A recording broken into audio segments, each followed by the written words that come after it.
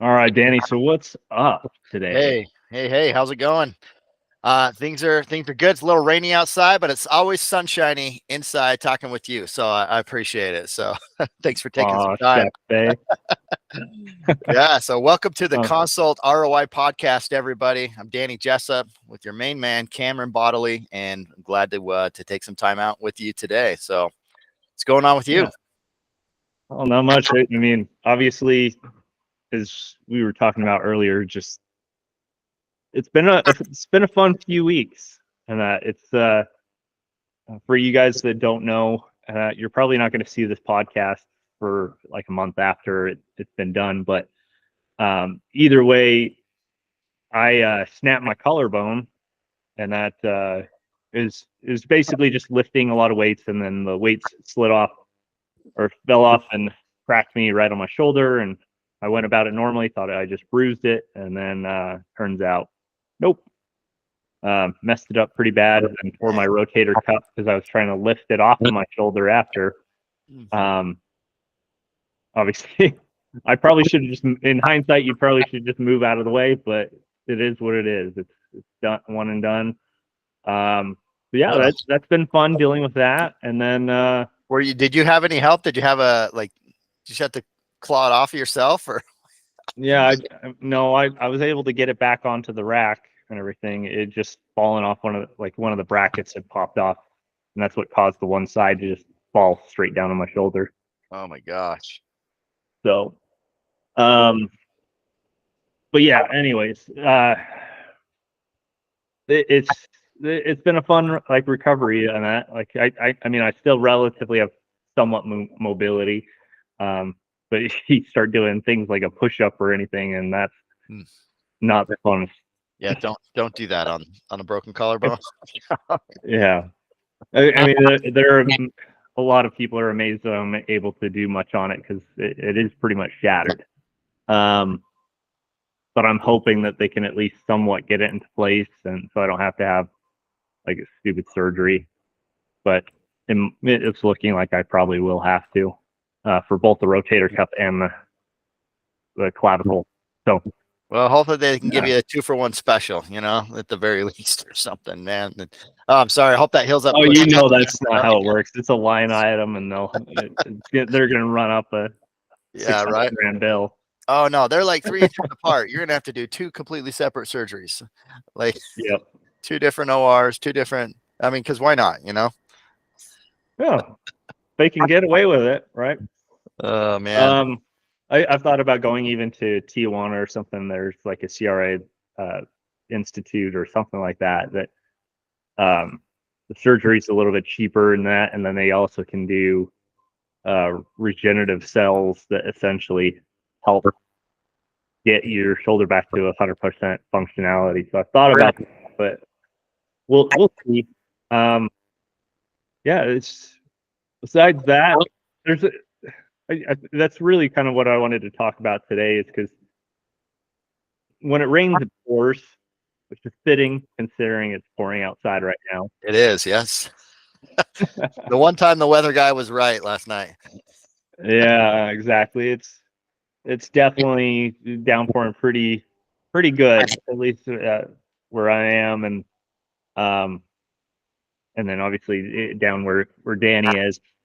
But where we're the other things that I usually avoid getting into a lot of personal things on this podcast, and that for good reason. You should always respect things, and then people will judge you for it, and they will always um, be less understanding, especially if they haven't gone through similar.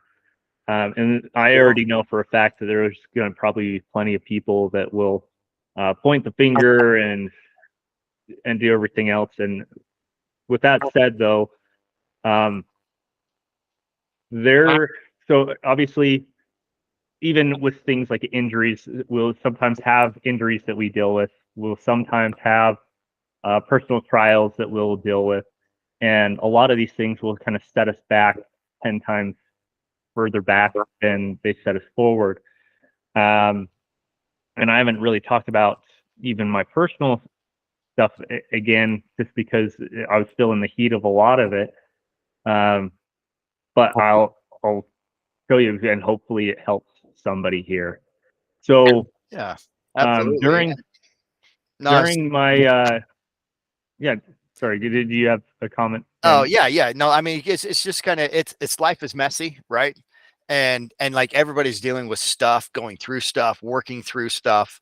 And so, yeah, it's easy to armchair someone else's life, right? It's easier to armchair, their experiences or whatever, but it's like, we're all going through something, right? And I think that the people that kind of get it are gonna be like, yeah, you know what, that sucks. I'm probably dealing with something similar, maybe not to this magnitude or that magnitude, but it's like still dealing with something.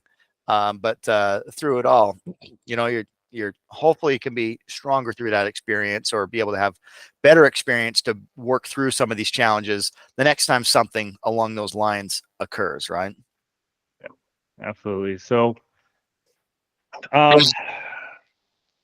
without beating around the bush, though, I'm going to get into a couple things that I've gone through over the last few years. So part of it was there's a multitude of different issues and a multitude of different things that kind of happened. One of which, oh, by the way, Danny, I'm getting some feedback on your mic for whatever reason. If you just turn down your speakers just a titch or something. But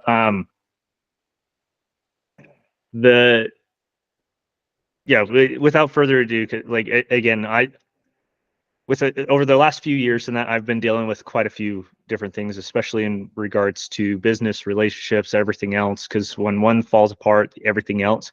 So a lot of the advice that I've given you guys is stuff that I've personally used to persevere, regardless of how bad things got, and be able to make progress and be able to accomplish goals, and that no matter how bad things get.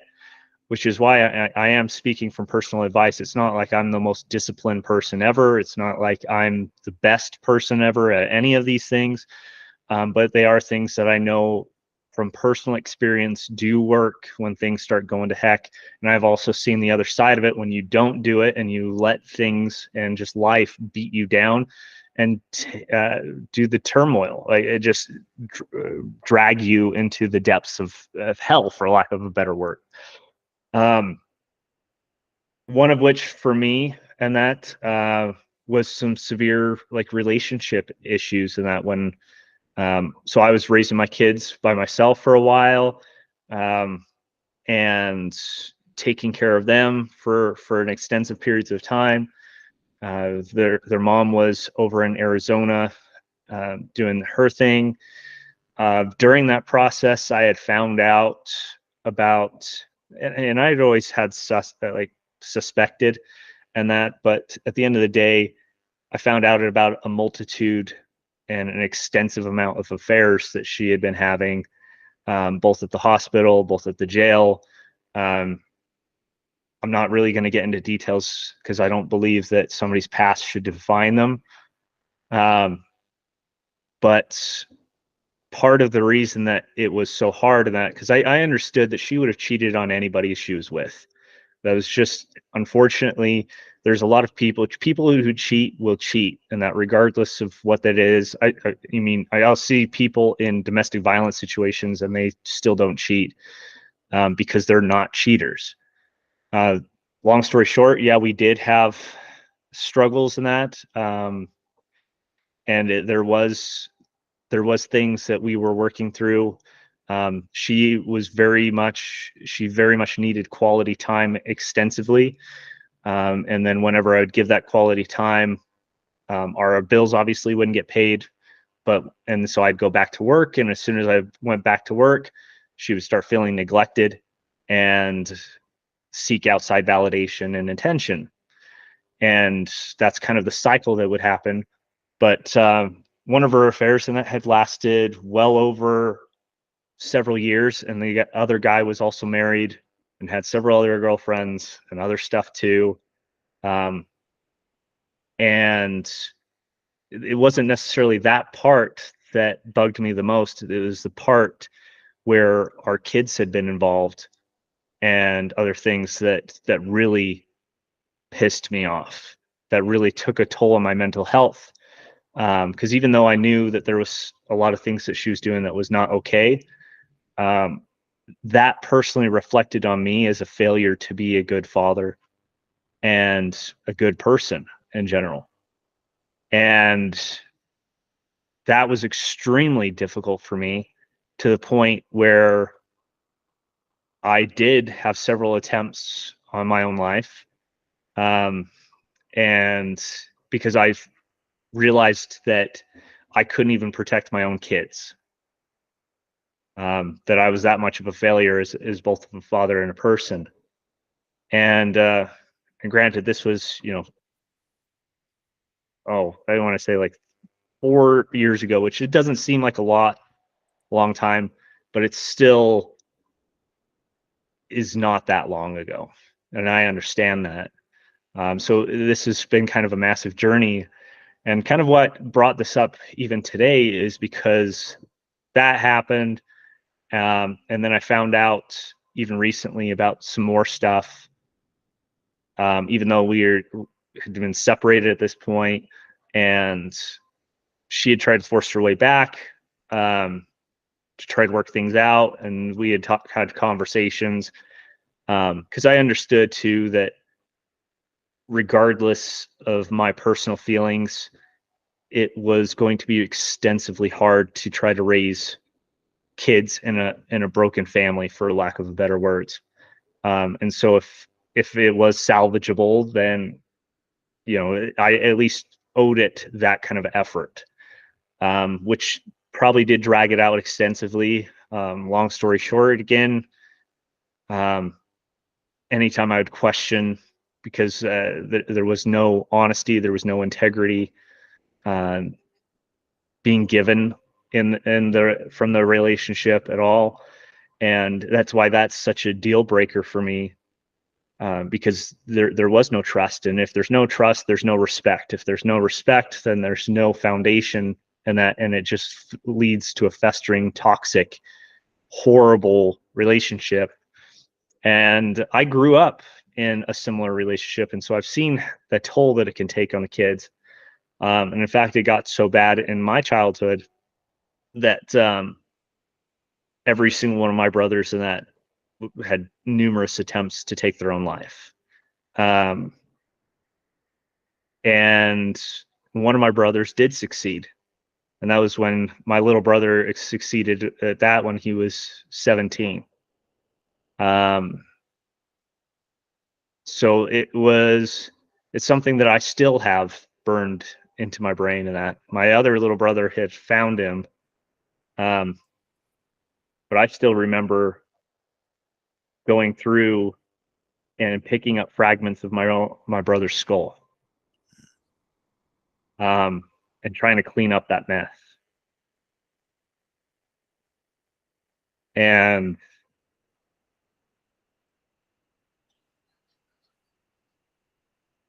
it was those memories and those flashbacks that that really kind of registered in my brain, that my refusal to act was just making everybody suffer. And granted, I can give myself every excuse that I wanted, saying, "Oh well, um,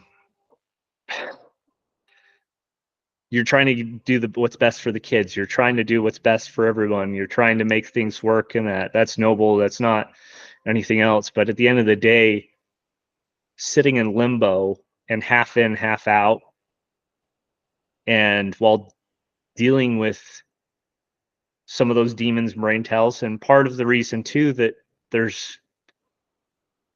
it's a lot easier to be like, okay, we'll just get over it. It happened and that. So, and then to actually do it, right? And the other thing is too,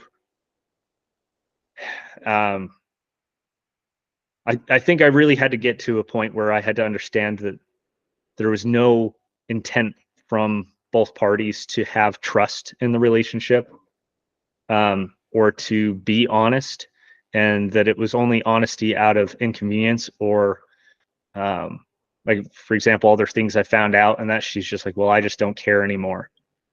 And I was like, how could you be such a disgusting person to do that to both me, the kids, and everything else? And she's like, see, this is why I don't care, because you have no respect for me or anything else. I was like, respect is something that's earned.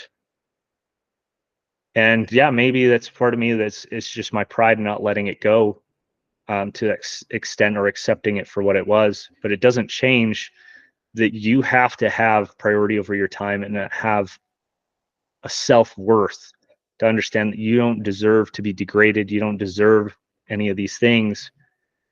And when you refuse to act or to protect your own boundaries and your own mental health and everything else, and that doesn't mean that when somebody calls you out on something to get all defensive. It means to take self-accountability, to self-notate, and then be able to say, you know what, you're right. I did do that wrong. I will do this, this, and this to rectify that. That to me is always how I've been taught to, because it always would piss me off when people would just say, well, I'm sorry. It's not a matter of being sorry. It's a matter of, what did you do? Like, when for example, if I wrong Danny here, I'm going to say, hey, Danny, I'm really sorry that I missed our meeting. And I don't even give an excuse. I just say, look, I'm sorry. I didn't handle time accordingly. I didn't manage my time effectively. I forgot about this. This is what I'm going to do moving forward to make sure that your time is respected and valued, and that more. And make sure that we can meet these deadlines. And this is what I'm going to do to make sure that this doesn't happen moving forward. So it's showing both acknowledgement for what it did, how it also made them feel. It's like, I understand that this probably is disrespectful. I understand that this is this is just a theoretical. And if I missed a meeting with him or whatever, blew him off, then is saying, okay, I understand this probably makes you feel unimportant. It makes you feel this way. This is what I'm going to do moving forward to make sure that that doesn't happen. So that's a big importance in that. And so again, things will always go wrong in your life. And it was a culmination of all these experiences and these things, and understanding that things were not going to change in that unless I took action. That things in my life were just going to get worse and fester and everything else, because when you get into that situation where, especially when you have an aggrieved party and person that doesn't really have much remorse, you sit into this horrible limbo for freaking forever. And it just creates a more toxic, more detrimental situation that then snowballs. It's the same thing in business. It's the same thing in personal life. It's the same thing in all aspects. And it is essentially, you are in a state of convenience. And because you are in a state of convenience, meaning that it is conveniently right there for you, and you're just settling for what is right there as opposed to what you deserve and what's best for you, you will always have a subpar life. And that's really when it clicked for me. And I have had to create that separation. And that hurts. I'm not telling you ever that this stuff like this is going to be easy, that things like this are going to be fun. But when you have somebody, for example, I remember blowing out my left knee and being mocked by her for being a baby about it, and because she thought I just had like a man cold or sprain. Man colds are pretty tough, though. I mean, let's be honest. I know, right? Like if women only knew. But it doesn't change that you cannot get ahead in life when the people that you are supposed to rely on and are supposed to have your back and are supposed to step up and be accountable. This also means that you need to take a look at yourself and see how you're showing up for people. And I had to have a deep reflection that is like, hey, am I showing up for my partner? Am I showing up for my business people? Am I showing up for my employees? Am I showing up for that to make sure that they can perform? And some of those instances and some aspects and everything, I could honestly say, no, I was not fulfilling their needs, their desires, and that their what needed to happen for them to be fulfilled in that relationship. And that's something that I needed to work on. I didn't need to work on what they weren't doing. Oh, well, they're not accomplishing these jobs. They're not meeting these deadlines. They're not having honesty, not integrity, whatever else. What can I do to make sure that we can do that? And that is controlling the environment, right? I've talked about previous episodes and that it's not your fault for mold, but it is your fault for creating an environment where mold is encouraged to grow. So I had to have that self-reflection of like, what am I doing where mold is growing in my life? And this infestation and these health issues and these other things, and things are just perpetually snowballing worse.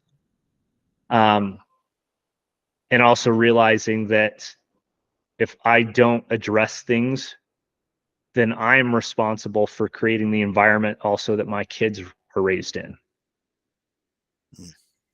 And so that's what I would take out of this is we can all throw a pity party for ourselves. And there's a lot of other things that happened to that I'm not really going to get into. Because frankly, it's nobody's business. And it's not something that I feel like provides any value or any benefit to anybody here. All you need to know is that I've been through some really, really messed up shit, for lack of a better word. And I'm not saying that I know for a fact that there's other people that have it worse. I know for a fact I had a buddy that came back from Iraq, and he had got blown up, had all sorts of issues, had a lot of trauma, a lot of issues and that, a lot of anger issues, ended up coping excessively with drugs and that, destroyed his family, destroyed a lot of the things because he kind of had too much pride to get help and ended up taking his own life. And that's a fairly common story, unfortunately. I really think that it's a failure on a lot of systems, but at the end of the day, our life is our own accountability. Nobody's coming to save us. Even now, and that I still remember there's certain times in that where I was struggling, I was going through some really nasty things. And I just said like, hey, like I'm struggling here, I need help. And there would be people that would say, hey, give me a call if you need anything. And I still remember this may again be triggering for some people, but I still remember some of those instances literally having a gun barrel in my mouth and saying like, please, anybody save me. Anybody show that they care. And all you hear is crickets. All the people that say that they would show up, all the people that say they don't answer their phone, they don't do anything. And honestly, the only reason I think I didn't follow through, some people and that arguably, and that would say is because I was a coward. But the reality is I already had kids at that point. And I realized it's like, hey, if I'm not living for myself, at least for right now, I'm going to live for them.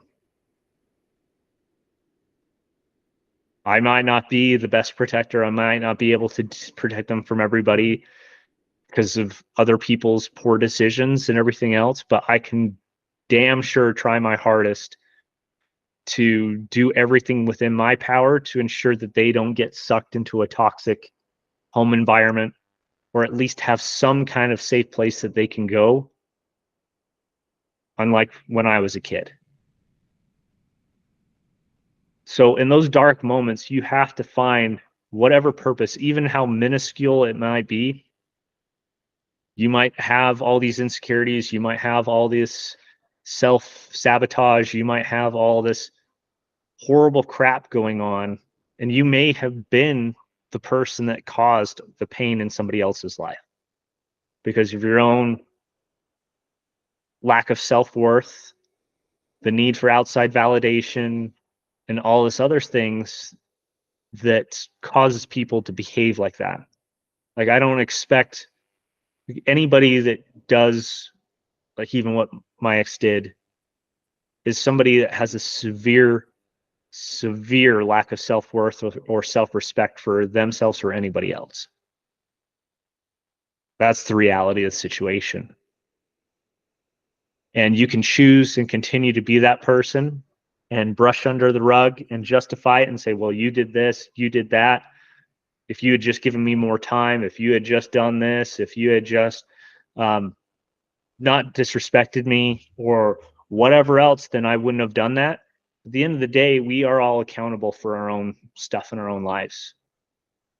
And resilience comes from taking that full look in the mirror naked and understanding and sitting there, seeing with all your flaws, being exposed and taking full accountability for every single one of them. Because at the end of the day, regardless of what you believe, on our deathbed or after this life and that, you will be judged, and it won't be based on what anybody else did to you.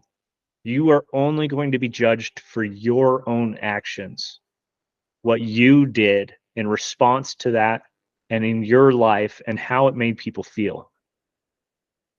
I've had, unfortunately, again, because of my past, I've had several near-death experiences. I've been legally dead for a few minutes, and that even before. And this is one experience that I've had personally that I'm willing to share with you.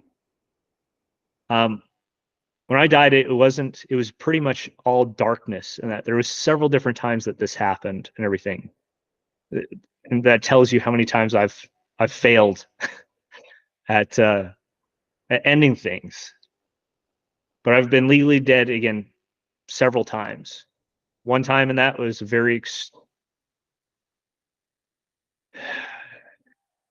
only way I can describe it is being in an empty room by yourself and that, but then all of a sudden coming to a full recollection of every single thing that I had ever done in my entire life. Almost like a picture book, if you will, flipping through your head, going through every aspect of your life, what you did. And it wasn't just what I did. It was, I got to see and live through the other person that I had interacted with and see everything through their eyes and how it made them feel and how my actions had a ripple effect essentially throughout time. So if I even called somebody like stupid or whatever else, I got to see how it made them feel, how they acted in response and to that anger or that dissatisfaction or anything else, and then how those actions perpetually continued that negative impact. So it gave me a lot more self-awareness to also be very careful in some of the things I say. It doesn't mean that I necessarily sugarcoat or don't give or blunt with people. But again, that's part of the experience. The other portion of this, my goodness, was you realize and you find out through the resilience in that it was your efforts. What did you do? What did you not do? And it's very easy, again, to throw a self-pity party with ourselves, but this life is short. You only got one life. And if you don't believe in God, then that even accentuates that. Whether you believe that this is a test for the afterlife, or whether you believe that this is the one and only, either way, you've only got this one in this moment right now. It is your job to do the best you can. It doesn't mean that we're not imperfect. It doesn't mean that we won't make mistakes. But what it does mean is that we need to take accountability for our own stuff, because on that judgment day, again, it's not what they did to you, what somebody hurt you, what they did. It is going to be, and you will feel the full magnitude of everything that you've done in your own life. And you will sit on that, and it will be a lot to deal with. So again, I'm not going to go into much further details here or anything else. In fact, I would rather have Danny get involved and kind of chime in from here with his own personal resilience stories or anything else. But I felt it was important just because, again, it's been a hell of a month, and it would be lying to say that things were just easy. But we all have our challenges and our struggles and what we're trying to overcome. Yeah, no, that's amazing. That's incredible. Thanks so much for your vulnerability to share such deeply challenging and real life issues, right? Like just you guys, it doesn't get any realer than this across the board, right? Like trying to think of like what the heck do I say to this? Other than it's I heard somebody say it once at a conference and stuff, and I've always liked it, that your mess is your message. And your mess can be your mess. And people that don't realize that their mess can be their message, they let their life just be that mess, that complete train wreck, and it just spirals out of control. And it's not good for them, their environment, their friends, family, people that they come in contact with, because they're not seeing the value of themselves, of some of those things that you talked about there, and what could be a benefit on the other side of these difficult times there. Some of the other things that you mentioned there just kind of made me think that, I'm knock on wood and everything, like suicide has been something that I personally have never struggled with. But the times that I do hear of people that have thought about it, or they've had failed attempts and things like that, and this is from extended family and my own family, it's just always a testament to me that our bodies are meant to live and they're meant to survive. Despite the failed attempts and things like that, you're meant to live, and not only meant to live, but I think that when we realize that there's positivity in the world, there's kindness, the things I love your perspective there of not so much judge on, so and so hurt me or somebody did this or that, but what did you do? What did you personally, accountability, do? So if we're meant to live, how can we be meant to thrive? And it's not all sunshine and rainbows, right? You've had a really, really heavy month, not to mention several years.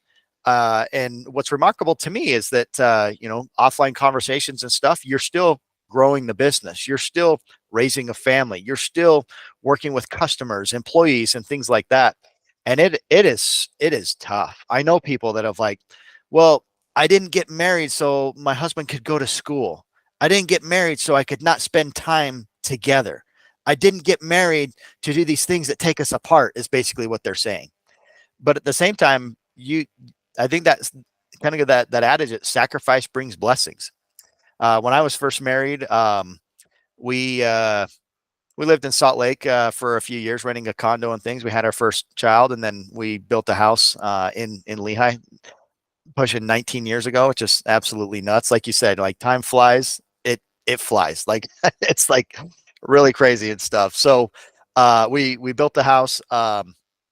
And while I was going to school, I was working 65 hours a week. I was taking 16 to 18 credit hours, and I was going to the University of Utah, living 35 miles away from campus one way. I already had 2 kids at home, and I began to wonder, like, my kids probably think, who's this guy that shows up at night and leaves early in the morning? We don't even see this guy, right? So like for their first couple of years and stuff, like that was our lives. And it was just everything I could do to get through it all.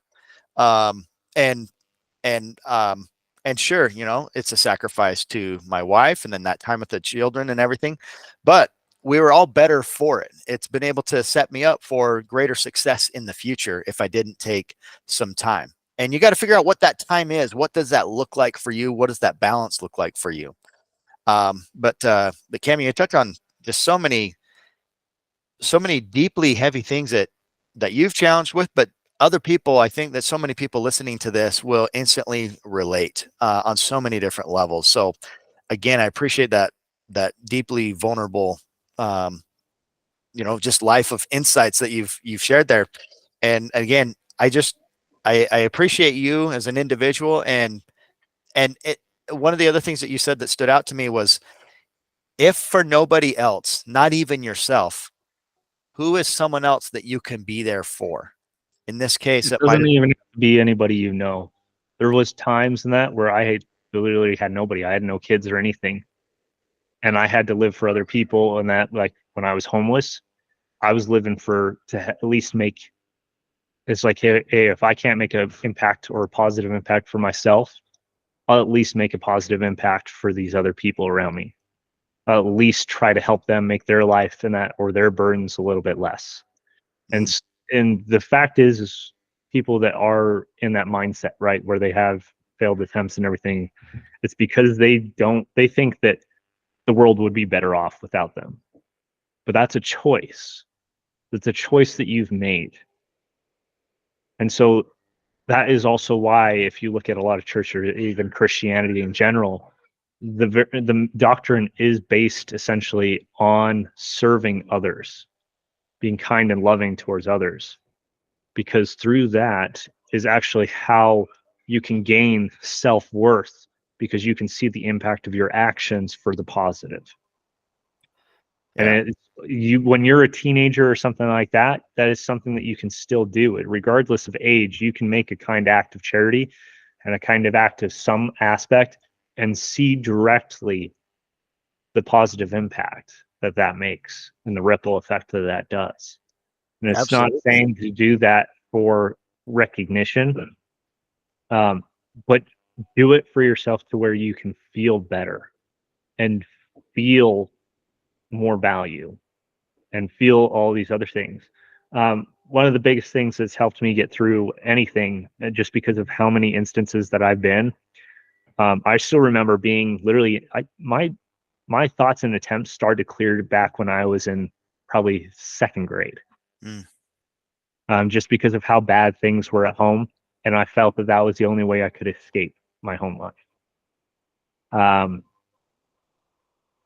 and again, I had parents that at the time had no care or respect at all. It was a very, very violent and unpleasant upbringing. So whatever I could do to escape that, that's what I would try. I still remember even again trying to hang myself in the blinds and all sorts of things. Or sticking my finger in an electrical socket and all this other crap. And again, this is not glorifying that or anything else, but it is telling you that because of all the experiences I've had, I can tell you that this too shall pass. Doesn't matter if it's good, bad, negative, anything. it Whatever will you're going pass. through, it will pass. You're thriving, you're killing it in business and that, this will pass. You're going to have struggles and that you're going to have it. Um, and to be cognizant of that, you're going through hell and that, this too shall pass. And you will get through it. And it's easy to feel like, especially when you're younger and a kid, right? Because you have very little life experience. It's very easy to think that that's all there's going to be because it's all you've known. Yeah. And so through that, um, you understand though, no matter how bad things get, and that even if you make some really bad choices where you end up in jail or prison or whatever, you can still make the choice today to get your life better or where it should be, and choose to persevere, choose to be resilient, choose to press forward and make a positive impact to others. Yeah, absolutely. It definitely is a choice. I mean, just getting out of bed in the morning is a choice. You've got to be able to, take that ownership there, and it's not easy. It's not always easy, and it nothing's gonna last, forever there of the highs and lows and things like that, right? Like it's gonna pass. It's gonna. And so I think that that's a good reminder of kind of thinking about this of like even like what's the ROI in your life and business is, when those highs are highs there, you got to ride those. When those lows are there, what are you doing to kind of get down to that foundational framework to get through that? Because it might be a little bit more difficult to ride through those lows than it is the highs, or maybe it isn't, or it might be difficult to ride that high and be cognizant of a low that could potentially be coming. So to maybe kind of like save some of the profits or some of the benefits of what you're doing right there, so that when you do hit those lows, that they don't sting as bad. Well, just understanding that it's a wave that you're on and not a constant momentum. It doesn't matter if it's the stock market or anything else. Everything will go up and everything will go down. And whatever goes up must come down. It That's must. basic physics. Right. So And we have to author Jim understand and Farrell. take financial discipline and very personal choices in all aspects of our life to get the best out of it.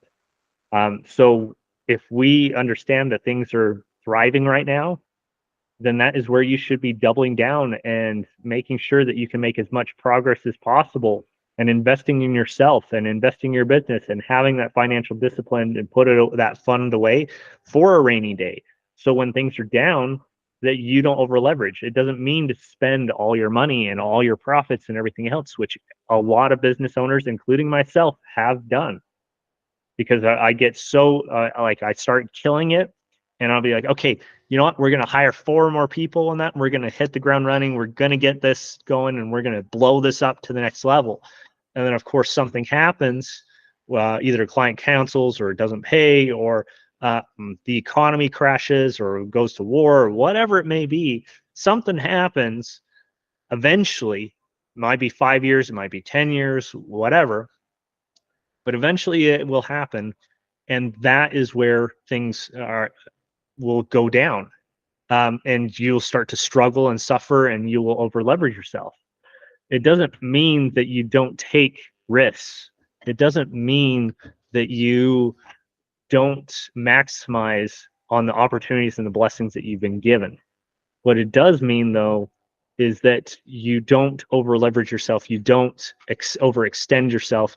You don't continue to live like what is happening to you in that moment is always what's going to be, Yeah. whether that is thriving, success, or failure. Yeah. Either Again, way. some of the biggest companies in the entire world have been started during the Great Depression and times of the most struggle. So while Right. everybody else was losing their shirt, being homeless, and everything else, there was a lot of companies that were blowing up, thriving, and now are huge global powers and massively profitable companies. And so I think that's a great takeaway of like, what does that look like in your life of like, what have you been successful at during the darkest times, during the most challenging times? Like, what have you found success or value in? It doesn't even have to be your business of like, just kind of, as you mentioned earlier, of like, who could I show up for if not me? Right. Who was able to help you kind of be that North Star for even just a short period of time till you were able to get to that next, not even a horizon, but just hill to say, okay, there's something more, and then kind of reach for that next one and that next one. No, and don't have validation based on somebody else's metric, and that you will have self-value and self-worth and that through your own actions and what you see as an impact. And if you don't have anything that you can look back on in your life and be proud of, then it means that you haven't been making the right choices, and you can start today. That's the reality. 100%. Start serving others, start doing things and that you can be proud of, that you can look back on and be like, hey, this is something I'm doing. And you can make all the excuses in the world. Well, I don't have the means. I don't have, this person needs money and I don't have money. Well, it doesn't matter. You can still help them out. You can still show an act of kindness. You can still show, and when you look for opportunities to serve others, you will find them just as much as if you look for faults in others, you will find those as well. Yeah, absolutely. I find that like when I'm personally kind of getting down on myself or kind of struggling in a way, I have to remind myself to get out and serve somebody besides little old me. You know what I mean? Like, woe is me. If I can get out and serve someone else and find a way to do that, it doesn't make sense, but it makes all the sense. It's the biggest pick me up for me. I've served with youth groups and stuff through hundreds of activities over the years, and not all of them, but a lot of the kids, my own included, will kick and scream the entire way of getting to that activity. But then once they go to that activity, especially where it's one that could actually serve someone else, whether it's like going to the food bank or just anything, um, they come home and they're like so glad that they went to that activity. They, spent some time with friends, they had an experience, and they were able to help somebody outside of their own selves, in some way, right? I mean, even like a small thing of getting outside yourself, pull up to a four-way stop and offer someone else to go instead of I was here first, like my wheels stopped spinning before yours, right? Like, and yeah, you would never think that right? service is directly tied to resilience, but it is. But that's the reality. That's interesting. Start looking at how you can serve others is what's going to provide you resilience through that stuff, because that will be your playbook. When you start having lack of self-worth, when you feel like you're not enough, when you feel like you haven't accomplished anything, that you're a failure, that things are going to, like, you're going to lose your business or whatever, you can look back on that playbook and say, you know what? No, I've gotten through some really hard stuff. I can get through this. Absolutely. And that's what it comes down to.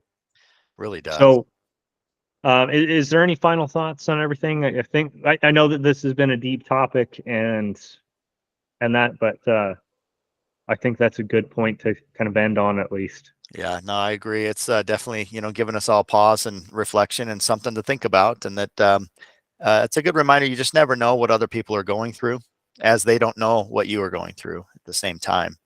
But to kind of, as a friend of mine always says, keep on keeping on, right? Like you've got to, you got to. Life gets messy and it's difficult, but even if, with loss and everything else, you got to pick up the pieces, remember the good times, and keep on keeping on there. Absolutely. Well, guys, I hope you got value out of it. Again, hopefully this helps somebody. Hopefully through me being vulnerable and showing you some of this, it does help some of you guys to understand that you're not alone. Your struggles might be worse, it might be less, right? But you are not alone. You're and one aspect too, it is honestly a blessing that none of us are unique in any way. It really is, because it also means that nobody has gone through any experience, that they're the only one that's gone through that experience. You might feel like it, but you're not, right? Exactly. So understand that, and understand that if you are throwing yourself a pity party, if you are doing all these things, if you're not getting the accomplishments, just serve. And if you know somebody's struggling with that, share this with them. And hopefully it does help them, and hopefully it does get them to make the decisions that they need to pivot that and get the momentum in the right direction. So we appreciate you guys. And again, we'll catch you on the next podcast. Peace.